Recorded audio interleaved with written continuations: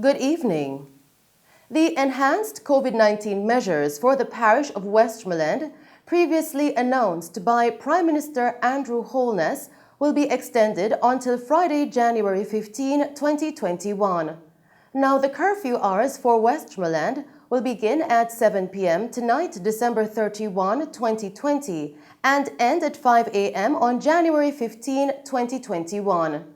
Now, persons will be allowed to move about between 5 a.m. and 7 p.m. each day.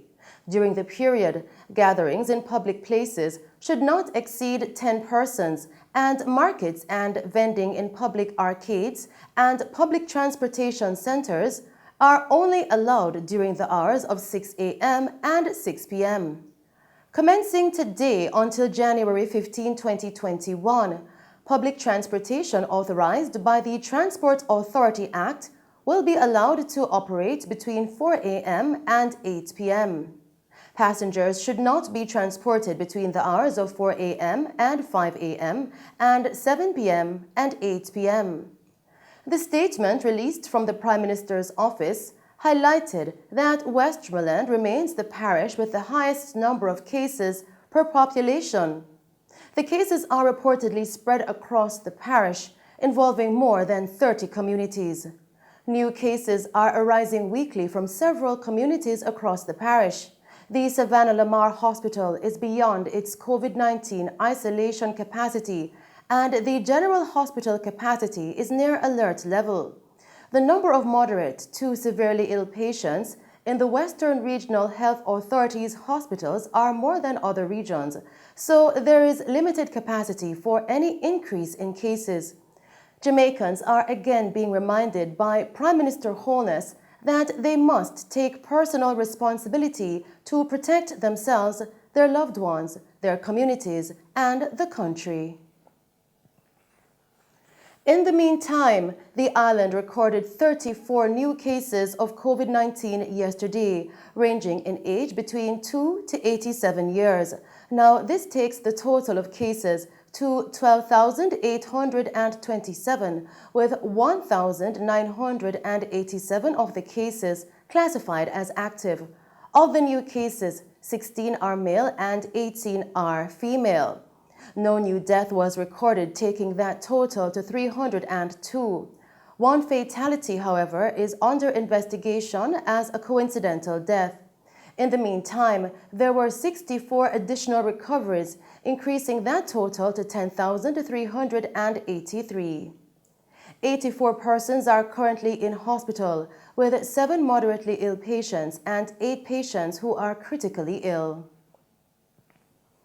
In other news tonight, Assistant Commissioner of Police, ACP, in charge of Area 3, Michael Smith, is issuing a warning to party promoters, particularly those in Clarendon, Manchester, and St. Elizabeth, to stop hosting events or parties that are in breach of the Disaster Risk Management Act. Now, this warning comes on the heels of concerns raised by members of the Divisional Intelligence Unit about an event to be held in St. Elizabeth tonight between the hours of midnight and 7 a.m. tomorrow, January 1, 2020. The event that is being promoted by a popular dancehall entertainer is also being widely circulated on social media. ACP Smith said in a statement issued earlier today, and I quote, "This event, for which no permit was issued, would clearly be in breach of the DRMA. Hence, this warning is being issued to him not to host any event in St. Elizabeth or anywhere else in Jamaica. Patrons who intend to attend this event are also being warned not to attend, as they too would be in breach of the DRMA and will be prosecuted when caught." End quote. Now, the statement further pointed out that the police will be exercising vigilance throughout Area 3 to prevent all illegal events in the parishes of St. Elizabeth, Clarendon, and Manchester. The provisions of the Disaster Risk Management and Noise Abatement Acts will be fully enforced by the police, and efforts are being made to contact the entertainer in question to warn him personally. Still making Mello TV news tonight, The government plans to reopen more schools on a phased basis for the January 2021 school term. 86 schools have indicated their preference for face-to-face classes at the start of the new school term on January 4, 2021. This was noted earlier this month at a town hall that was hosted by the ministry in partnership with the National Parenting Support Commission and the Child Protection and Family Services Agency, CPFSA. Opposition spokesperson on education, Dr. Angela Brownberg, says there is too much uncertainty with the reopening of schools and is calling on the Ministry of Education, Youth and Information to make appropriate announcements regarding the reopening of schools. Well, you know, there, I believe, is just far too much uncertainty as it relates to the reopening of school. So the first thing is to know that school will be slated to reopen next week. So we are talking about just a couple of days away. I am well aware that there are schools that are looking and in discussion with the Ministry of Education about reopening face-to-face. But in many of those cases, it's not all the schools, and therefore it's not all the grades, rather, that are going to be reopened, because you're not reopening all of school face-to-face at the same time. And so what that means is that there is the potential of really no one speaking to the majority of parents. First of all, it is the majority of schools that are not going to be opening face-to-face.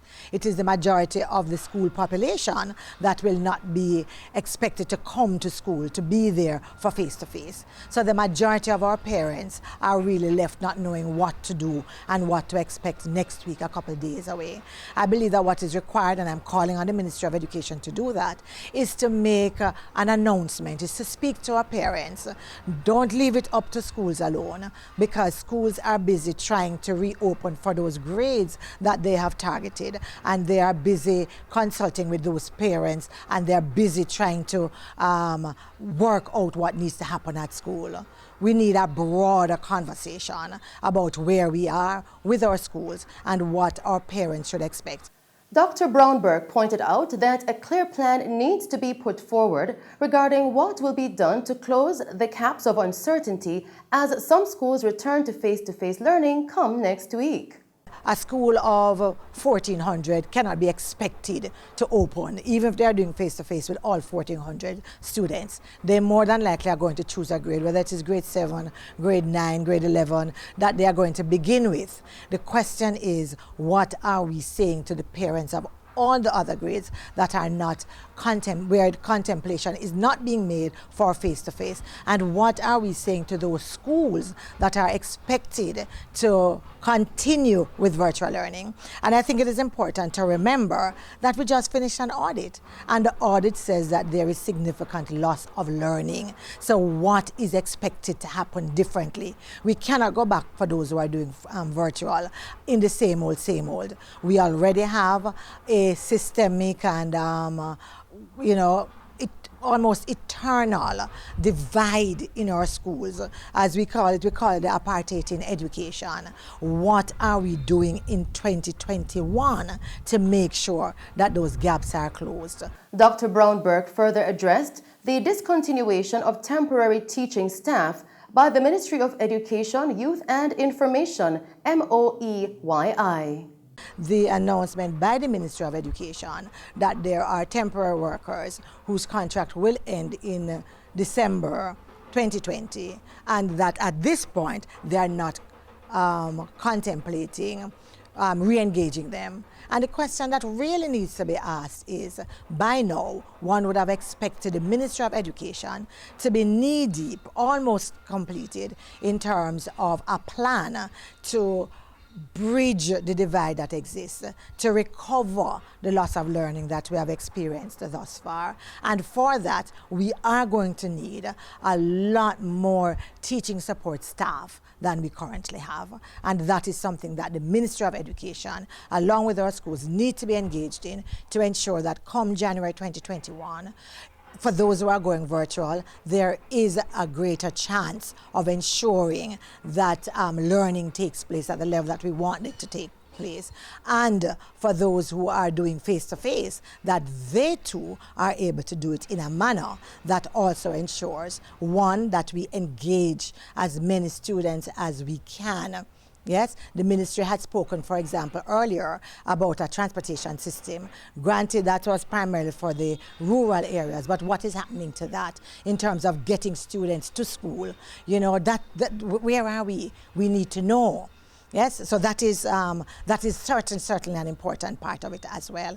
The ministry explained that it made all possible efforts to provide additional staffing support for schools for the academic year 2020-2021 in anticipation of the needs articulated on the school's reopening plan. However, due to the impact of the COVID-19 pandemic, the reopening of schools did not go as planned.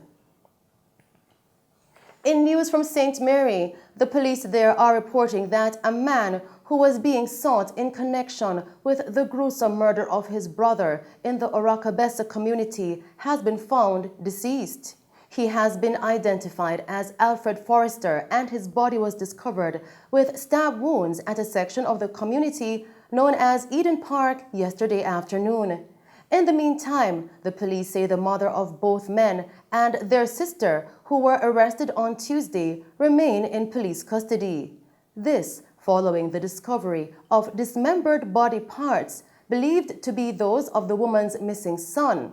The parts were found along a section of Tank Lane, Orakabessa, in the parish yesterday. Investigators say the body parts are believed to be of 26-year-old Jerome Forrester, also of Tank Lane, who was reported missing by the sister on Monday. Reports from the Orakabessa police are that at about 9:30 a.m., residents launched a search for Forrester in the community. They later discovered his body in knitted bags in a cluster of bushes immediately behind his house. The body parts were in an advanced state of decomposition, with the legs and hands still missing.